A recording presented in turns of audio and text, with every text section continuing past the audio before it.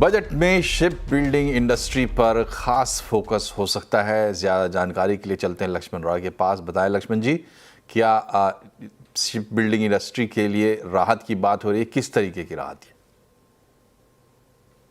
देखिए, दरअसल सरकार बजट में इंफ्रास्ट्रक्चर पर खास जोर दे सकती है और उसमें भी शिप बिल्डिंग एक बहुत ही महत्वपूर्ण पहलू होगा, क्योंकि शिप बिल्डिंग इंडस्ट्री अभी भी उस स्तर पर नहीं है जिस स्तर की ज़रूरत है।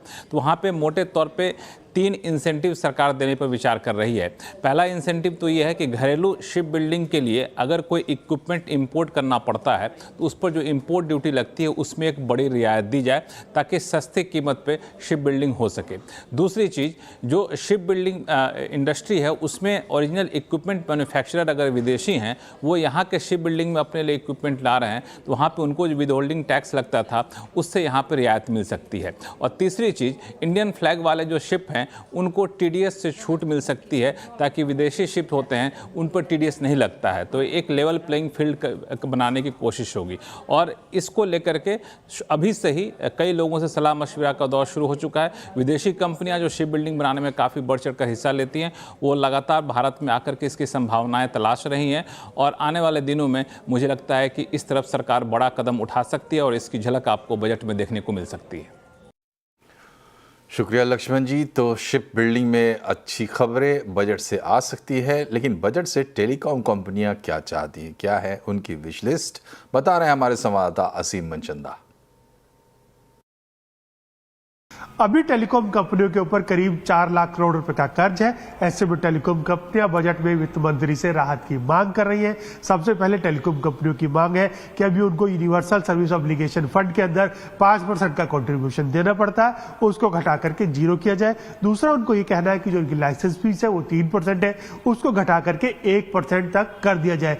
इसके साथ साथ टेलीकॉम कंपनी जो 4G 5G इक्विपमेंट आयात करती है उसके अंदर कस्टम ड्यूटी घटाने की मांग भी लगातार सरकार से कर रही है। टेलीकॉम कंपनियों का कहना है कि अगर ऐसा होता तो उनको अपना नेटवर्क बढ़ाने में काफी मदद मिलेगी। इसके साथ साथ टेलीकॉम कंपनियों की एक और मांग है कि जो OTTs है, मैसेंजर्स है, व्हाट्सएप है, उनसे भी भारत निधि जो फंड है उसके अंदर कंट्रीब्यूशन लिया जाए ताकि एक लेवल प्लेइंग फील्ड मिल सके। इसके साथ साथ टेलीकॉम कंपनियों का यह भी कहना है कि उनके ऊपर काफी सारी AGR ड्यूज बकाया है जिसकी वजह से उनका जो कैश फ्लो है वो काफी कम हो गया। तो ऐसे में जो वो अपने लॉसेस हैं वो 8 साल तक के लिए ऑफसेट कर सकते हैं, लेकिन उसकी टाइम लाइन को बढ़ा करके 16 साल कर दिया जाए। टेलीकॉम कंपनियां लगातार ऐसी मांग पहले भी वित्त मंत्री के सामने करती रही है। अब देखना होगा वित्त मंत्री बजट में उन्हें कितनी राहत देती है। अब बात करते हैं टेक्सटाइल सेक्टर की। भारत के प्रमुख उद्योगों में से एक टेक्सटाइल सेक्टर और इसकी भी बजट से काफी उम्मीदें हैं। जानने की कोशिश की केतन जोशी ने। समूचे टेक्सटाइल सेक्टर की बजट विश जानते हैं। भरत भाई, क्या वित्त मंत्री से आपकी गुजारिश है?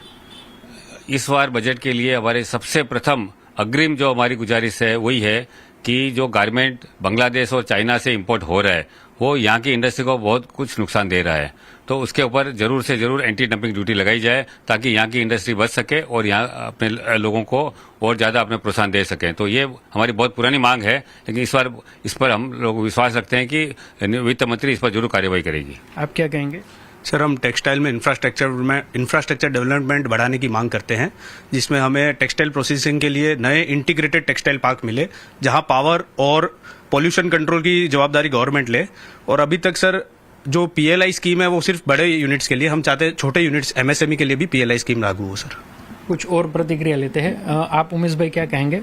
फिलहाल इंडस्ट्री के अंदर स्किल लेबर की खूब शॉर्टेज चल रही है, तो मेरा ये मानना है कि जो अभी रूरल एरिया में मनरेगा स्कीम चलाई जा रही है उसी प्रकार की एक स्कीम, मनरेगा टाइप की स्कीम अर्बन एरिया में भी इंट्रोड्यूस करनी चाहिए। आप क्या कहेंगे? मैं छोटे व्यापारियों के लिए कहना चाहूंगा कि जो मल्टीनेशनल कंपनियां आ गई है उनके सामने छोटे व्यापारी अपने व्यापार को चला सके, उसके लिए कुछ सरलीकरण किया जाए। बिल्कुल। भरत भाई, कुछ एड ऑन? नहीं, इस बार बजट के अंदर पूरी इंडस्ट्री की अपेक्षा ये है कि पिछली बार करीब 4400 करोड़ का आवंटन किया गया था। इस बार हमारा विचार है कि कम से कम 20 से 25% का टेक्सटाइल सेक्टर के लिए वृद्धि की जाए, क्योंकि बहुत सारे फोकस एरियाज है जिसके अंदर हमको सरकार का इंटरवेंशन रिक्वायर्ड है। उसके अंदर एक टेक्निकल टेक्सटाइल है, टेक्सटाइल पार्क है, PLI स्कीम है, छोटे उद्यमियों के लिए इंटरेस्ट सबवेंशन स्कीम है। इस प्रकार और गारमेंट को और बढ़ावा मिले, लेबर रोजगार पैदा हो, इसके लिए कम से कम हमें निवेदन करते हैं वित्त मंत्री से कि 25 से 20% तक का minimum budget allocation textile sector के लिए बढ़ाया जाए। और अब हमारी खास पेशकश बजट यात्रा। सीएनबीसी आवाज की बजट यात्रा आज पहुंची है दिल्ली के गोल मार्केट, जहां हमारी सहयोगी दीपाली नंदा ने नौकरी पेशा लोगों के बीच जानने की कोशिश की कि उनकी बजट से क्या उम्मीदें हैं।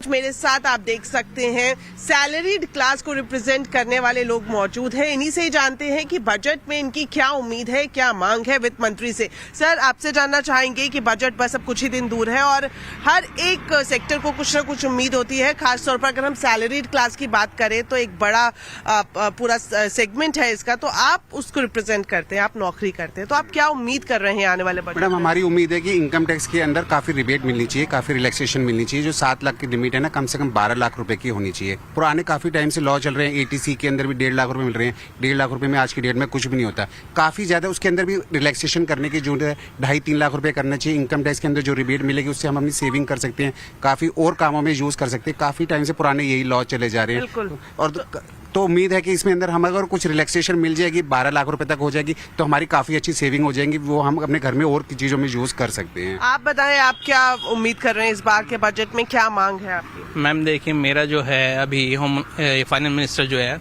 उससे मेरी यही गुजारिश रहेगी, जो होम लोन है उस पर जो टैक्स लगता है ना, इस वक्त टैक्स रिबेट जो करते हैं, ये पिछले 3-4 साल से इन्होंने बिल्कुल भी मतलब कम नहीं किया है।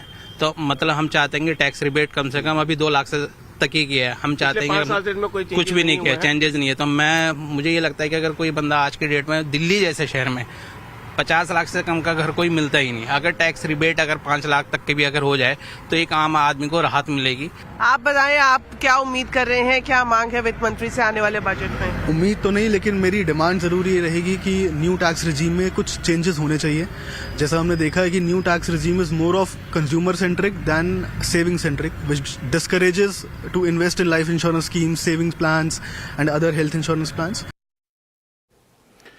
और बजट यात्रा में ही संवाददाता आलोक प्रियदर्शी ने दिल्ली में एक डीटीसी बस के मुसाफिरों के साथ बजट से जुड़ी चर्चा की, उनकी उम्मीदें, उनकी मांगे जानने की कोशिश की।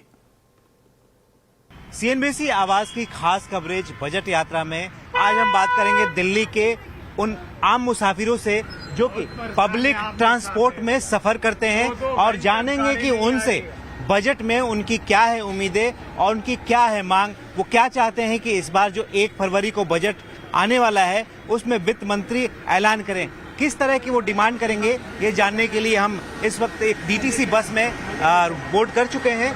आप तो घर चलाती होंगी, बजट कितना गड़बड़ हो गया है, देश के बजट से कुछ क्या उम्मीदें हैं आपकी? टैक्स कम होना चाहिए हमारा, जीएसटी वगैरह लगता है, ये सब हमें उम्मीद है इस चीज की कि ये चीज कम होगी और हमारा बजट भी जरा लाइन पर रहेगा।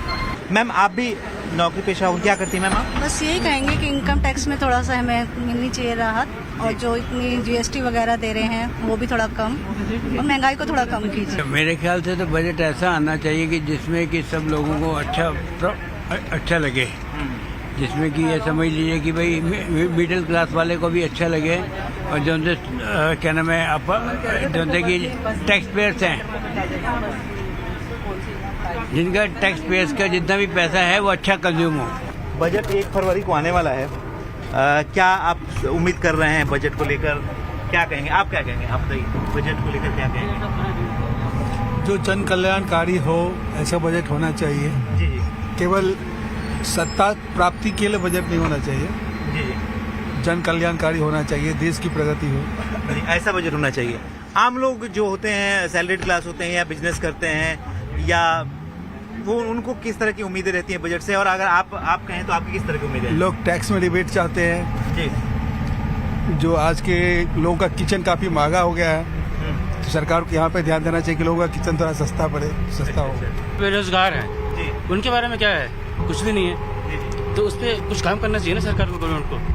अब देखो, जो शिक्षित बच्चा है वो घर बैठा हुआ है, चाहे वो ग्रेजुएशन हो या कुछ डिग्री करके बैठा हुआ है, तो घर बैठा हुआ, घर बैठने से क्या है? कुछ नहीं है, उसकी आदतें बिगड़ेंगी, अनाप शनाप काम करेगा वो, है ना। तो ऐसा बजट आना चाहिए जो सबके हित में हो, एम्प्लॉयमेंट पर बजट में खास ध्यान देना चाहिए सरकार को, ऐसी मांग है, ऐसी लोगों का कहना है। और खास तौर से जो महंगाई बहुत बढ़ गई है उसको लेकर आम लोगों की यही राय है कि कम से कम टैक्स में बड़ी राहत मिले ताकि लोगों के पास पैसा हो, खर्च कर पाएं, क्योंकि महंगाई की वजह से लोगों का घर, किचन और बाकी आम जीवन, रोजमर्रा की जिंदगी जीना मुश्किल होता जा रहा है। लिहाजा चाहते हैं कि वित्त मंत्री बजट में इन सारे मोर्चों पर बड़े ऐलान करें।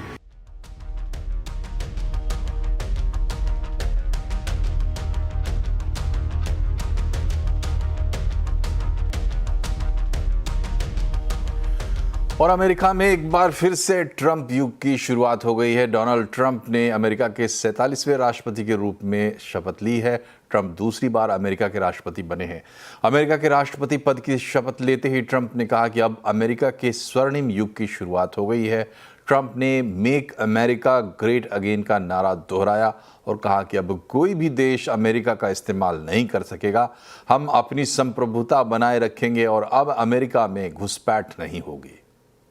Golden age of America begins right now.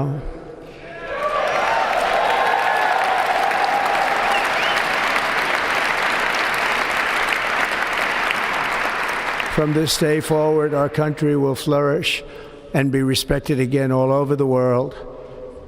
We will be the envy of every nation, and we will not allow ourselves to be taken advantage of any longer.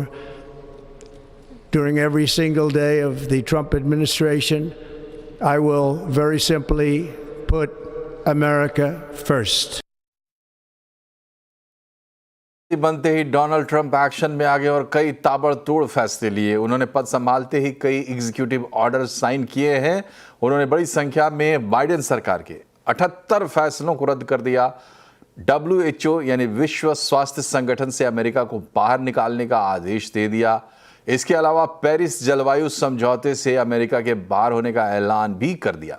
2021 में कैपिटल हिल पर हुए हमले के दोषी 1500 लोगों को माफी दे दी है और गल्फ ऑफ मैक्सिको का नाम बदलकर गल्फ ऑफ अमेरिका कर दिया है। यूएस मैक्सिको सीमा पर राष्ट्रीय आपातकाल घोषित कर दिया है। ट्रंप ने मैक्सिको और कनाडा पर 25% टैरिफ लगाने का ऐलान भी किया है। अमेरिकी राष्ट्रपति बनने के साथ ही डोनाल्ड ट्रंप ने भारत की चिंता भी बढ़ा दी है। ट्रंप ने स्पेन समेत ब्रिक्स देशों पर 100% टैरिफ लगाने की धमकी दी है। ब्रिक्स में ब्राजील, रूस और चीन के अलावा भारत भी शामिल है। ट्रंप ने पिछले साल दिसंबर में ब्रिक्स देशों पर 100% टैरिफ लगाने का इरादा जाहिर किया था। Spain is very low. And yet, are they a BRICS nation? What? They're a BRICS nation, Spain. You know what a BRICS nation is? You'll figure it out. But, and if the BRICS nations want to do that, that's okay, but we're going to put at least a 100% tariff on the business they do with the United States. You know what the BRICS is, right? You guys know. You know what I'm saying, right? प्रधानमंत्री नरेंद्र मोदी ने Donald Trump को America का राष्ट्रपति बनने पर बधाई दी है। उन्होंने सोशल मीडिया प्लेटफॉर्म एक्स पर पोस्ट किया है कि ट्रंप के शासन में भारत और अमेरिका के संबंध मजबूत होंगे। पीएम ने लिखा है कि मैं हमारे दोनों देशों को लाभ पहुंचाने और दुनिया के लिए बेहतर भविष्य को आकार देने के लिए एक बार फिर साथ मिलकर काम करने के लिए उत्सुक हूं। आगामी सफल कार्यकाल के लिए शुभकामनाएं। डोनाल्ड ट्रंप भारत के लिए चांस हैं या चैलेंज, और ट्रंप की नीतियों का भारत पर क्या होगा असर? आज आवाज अड्डा में इसी पर होगी बड़ी चर्चा शाम 7:57 पर।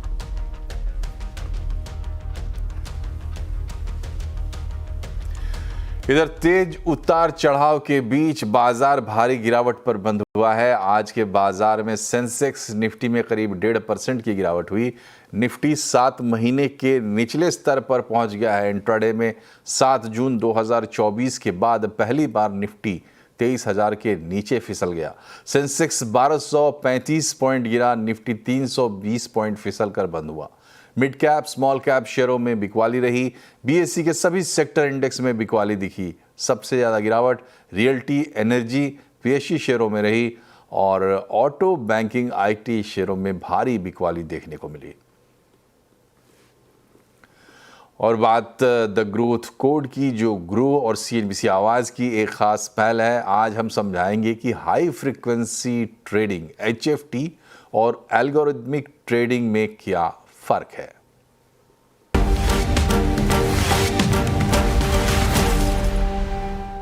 अक्सर लोग एल्गोरिथमिक ट्रेडिंग और हाई फ्रीक्वेंसी ट्रेडिंग यानी HFT के बीच कंफ्यूज हो जाते हैं, लेकिन असल में दोनों थोड़े अलग हैं। दोनों के बीच अंतर है स्पीड और स्ट्रैटेजी का। एल्गो ट्रेडिंग एल्गोरिथम्स का इस्तेमाल करके ऑटोमेटिकली ट्रेड्स एग्जीक्यूट करता है, जिनके कुछ सेट रूल्स होते हैं, जैसे प्राइस, वॉल्यूम या टाइम। इसका लक्ष्य है ट्रेड्स को एफिशिएंटली एग्जीक्यूट करना, ह्यूमन एरर्स कम करना और एक्यूरेसी इंप्रूव करना। ये ऑर्डर रूटिंग, मार्केट मेकिंग या आर्बिट्राज जैसी स्ट्रैटेजीज का इस्तेमाल करता है। इसे इंस्टीट्यूशनल इन्वेस्टर्स, हेज फंड्स के साथ साथ इंडिविजुअल ट्रेडर्स भी इस्तेमाल करते हैं। वहीं हाई फ्रीक्वेंसी ट्रेडिंग यानी HFT एल्गोरिथमिक ट्रेडिंग का ही एक हिस्सा है, जो ट्रेड्स को बहुत तेजी से एग्जीक्यूट करता है। इसमें सबसे ज्यादा फोकस स्पीड पर होता है। कभी कभी ये लाखों ट्रेड्स को माइक्रो सेकेंड्स में ही एग्जीक्यूट कर लेता है। इसका लक्ष्य है छोटे प्राइस मूवमेंट्स का फायदा उठाना, जो केवल माइक्रो सेकेंड्स तक ही रहते हैं। दूसरी ओर एल्गोरिथमिक ट्रेडिंग में शॉर्ट टर्म के साथ लॉन्ग टर्म भी शामिल रह सकता है। तो क्या ये रिटेल इन्वेस्टर्स के लिए सूटेबल है? एल्गोरिथमिक ट्रेडिंग रिटेल इन्वेस्टर्स के लिए एक्सेसिबल है, क्योंकि ऑटोमेटेड ट्रेडिंग टूल्स के जरिए ये इंडिविजुअल ट्रेडर्स के लिए भी उपलब्ध है।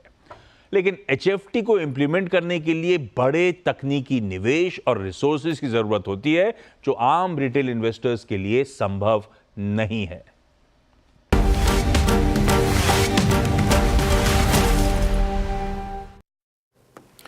और यहां एक छोटा सा ब्रेक, लेकिन खबरें भी और भी है, बने रहिए हमारे साथ।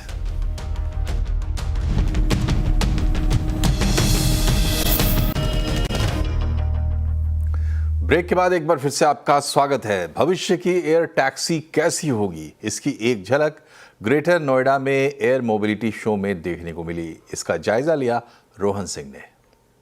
मेरे पीछे जो ये चॉपर जैसी चीज आप देख रहे हैं, ये चॉपर नहीं है, ये है eVTOL, electric vertical take off and landing. ये दरअसल अगर आसान शब्दों में कहें तो ये एक तरह की एयर टैक्सी है।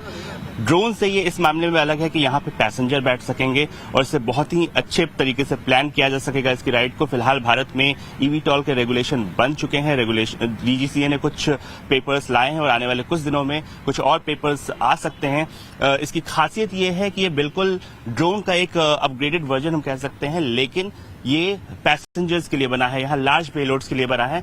और डिफेंस में हो या फिर भविष्य में आने वाले दिनों में अर्बन कम्यूट में हो, इसका बहुत बड़ा इस्तेमाल होने वाला है। कई सारी कंपनियां इसमें आ चुकी है और ये जो डिवाइस आप देख रहे हैं, ये भारत में की कुछ पहली प्रोटोटाइप्स में से है और जिसको कि इसका जो एक्सपेरिमेंटल फ्लाइट्स है वो भी हो चुकी हैं। हम यहाँ देख चुके हैं कि ये काफी अच्छे से एफिशिएंटली उड़ भी सकती है।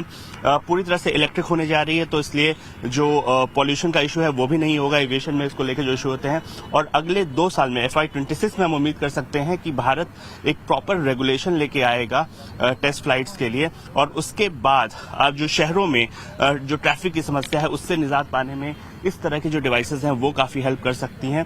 फिलहाल कुछ 2-4 कंपनियां हैं, ई-प्लेन कंपनी है, इसके अलावा आर्चर एविएशन है, ये सारी कंपनियां इस पे काम कर रही है, सरला एविएशन इस पे काम कर रही है और कई सारी कंपनियां अलग अलग तरीके से काम कर रही है। दुनिया भर में चाहे यूरोपियन कंट्रीज हो या फिर अमेरिका हो, वहां पे eVTOLs के लिए रेगुलेशन बन चुके हैं। लेकिन ये एक डिवाइस है, 2 आदमी इसमें आराम से बैठ सकते हैं और ये किसी भी, अगर आप ट्रैफिक में फंसे हुए हो, हॉस्पिटल्स में किसी को इमरजेंसी में ले जाना हो, इस तरह के यूजेस में, या फिर आपको दिल्ली गुड़गांव जैसी जगहों पे जाना हो, तो वहां पर आने वाले दिनों में आप देखेंगे कि इस तरह के डिवाइसेस उड़ते हुए नजर आएंगे।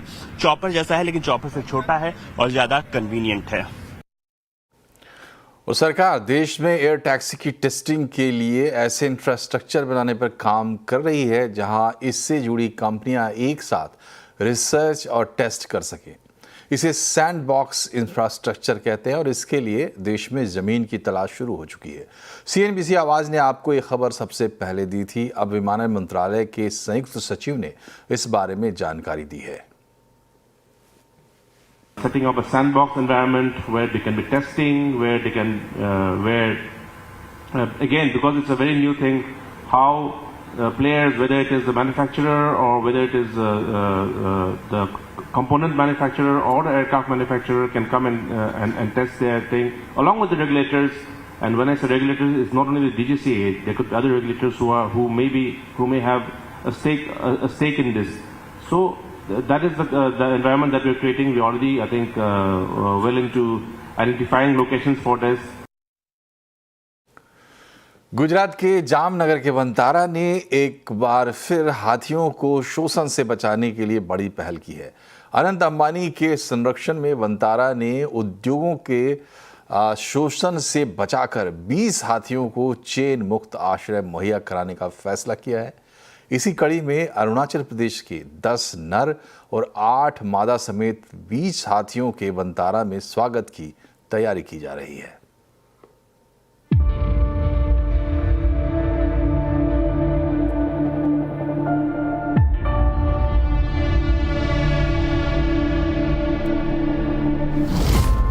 नए मेहमानों का आशियाना बनेगा वंतारा। 20 हाथी मनाएंगे आजादी का जश्न।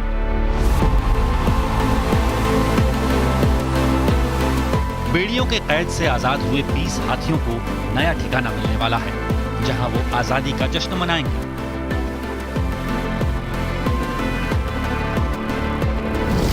अरुणाचल प्रदेश में लकड़ी कटाई उद्योग में टॉर्चर हुई ये बेजुबान अब जामनगर के वंतारा रेस्क्यू सेंटर लाए जाएंगे और यही अब उनका नया घर होगा। वंतारा रेस्क्यू सेंटर की स्थापना देश के सबसे बड़े बिजनेसमैन और समाजसेवी अनंत अंबानी ने की थी, जहां बेजुबानों के बचाव, संरक्षण और पुनर्वास का सर्वश्रेष्ठ इंतजाम किया गया है।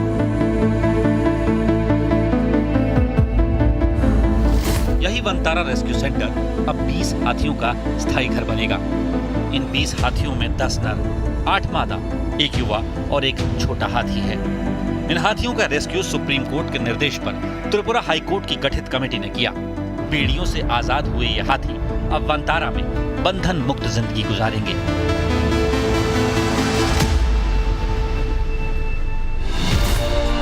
इन हाथियों को खास तौर पर तैयार एम्बुलेंस के जरिए लाया जाएगा। हाथी के बच्चे अपनी मां के साथ ही वंतारा तक आएंगे। हाथियों को वंतारा तक लाने के लिए 200 विशेषज्ञों से ज्यादा की समर्पित टीम को लगाया गया है।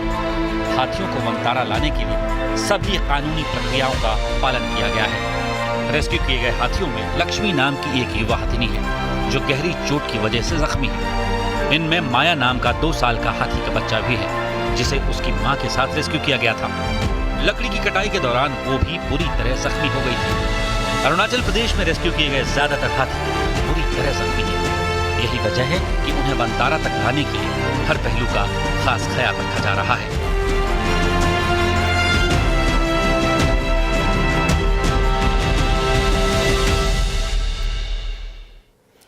इसी के साथ बुलेटिन में फिलहाल इतना ही, लेकिन खबरों पर अपडेट रहिए और जुड़े रहिए CNBC आवाज से हमारे सोशल मीडिया हैंडल्स के जरिए। नमस्कार।